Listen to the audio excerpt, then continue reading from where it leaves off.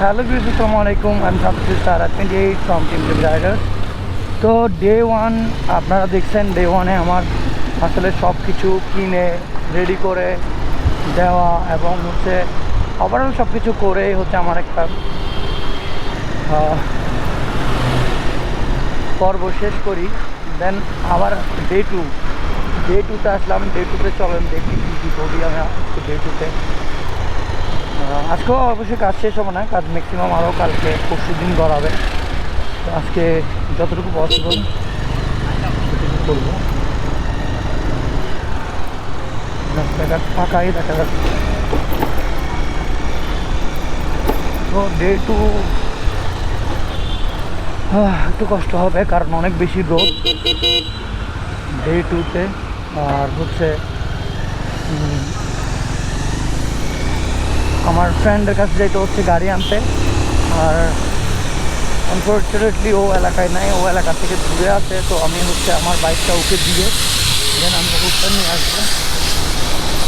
ওটা এনে আমার কাজ করতে হবে, আপাতত ওইটা করি।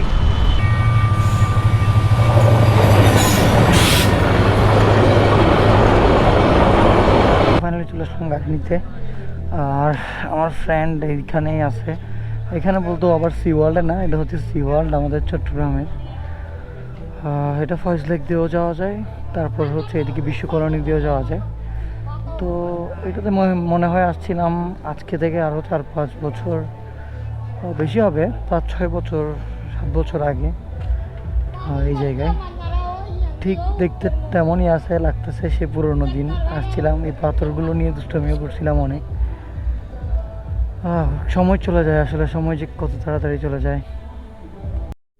কিন্তু এই যে আমার ফ্রেন্ড ও হলো এখানে ছিল, এখন ওর বাইকটা আমি রিসিভ করতেছি। আর এই যে সি ওয়ার্ল্ডে আমরাই আসছিলাম, ও সহ ছিল। অনেক দুষ্টামি অনেক কিছু করছি। আজকে থেকে প্রায় 6-7 বছর হবে না, না বেশি হবে, 17-18তে আসছি না, তাহলে তো বেশি হবে, লং টাইম। তো এই হলো কথা। আর আমার বাইকটা হচ্ছে ওকে দিয়ে যাব। তো চলেন যাইতে থাকি। তো ফাইনালি গাড়ি হচ্ছে নিয়ে নিছি আমার ফ্রেন্ডের থেকে। এখন হচ্ছে আমি রেডি করব। তো বাসায় একটু রেস্ট নিয়ে আবার চলে আসলাম সাকিবের কাছে।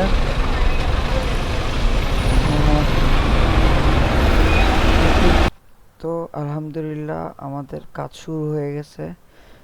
আর দেখেন প্লেট বারের টিটনেস এতটা বেশি যে ড্রিল করতে কতটা কষ্ট হচ্ছে। তো আমাদের পার্টস যতগুলো আমরা জিনিস দিই সবগুলো ভালো দেওয়ার চেষ্টা করি।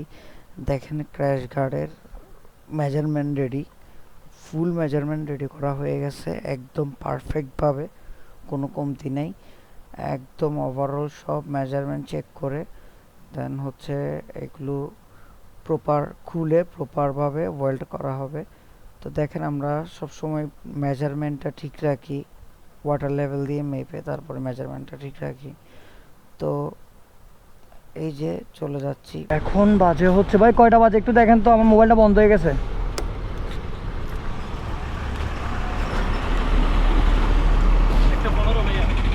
এখন বাজে হচ্ছে 1:15। চিন্তা করেন তাহলে, এখনও কাজ কিন্তু সম্পূর্ণ কমপ্লিট হয় নাই, কাজ বাকি আছে। তো এখন অলরেডি 1:15। তো আমার বাসে যেতে যেতে তো আমি দেখতে পাচ্ছি।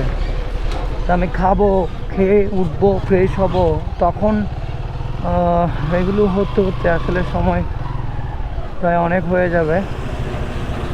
তো এবার চিন্তা করেন একটা কাজ আসলে আমরা যেটা অনেকে যেটা মনে করে যে হয়ে যাবে, ওইটা আমি পারবো নর্মাল যদি কাজ করে দেই। ওই যে বলে না 1-2 হাজার টাকার মধ্যে বাম্পার বা ক্র্যাশ গার্ড, ওইভাবে হইলে আসলে পসিবল। বাট এই ছাড়া যদি আমি ভালো করে একদম স্পেশালভাবে মানে প্রপার সেফটিতে বানাইতে যাই, তাহলে হচ্ছে আপনার এমনটা কস্ট পড়বে এবং হচ্ছে কস্ট বেশিও পড়বে, প্লাস হচ্ছে সময়ও লাগবে। তো আমি ম্যাক্সিমাম যাদেরই কাজ করি ম্যাক্সিমাম 7-8 চিটাগাংয়ের হলে বাইক থাকলে হচ্ছে 6-7 দিন।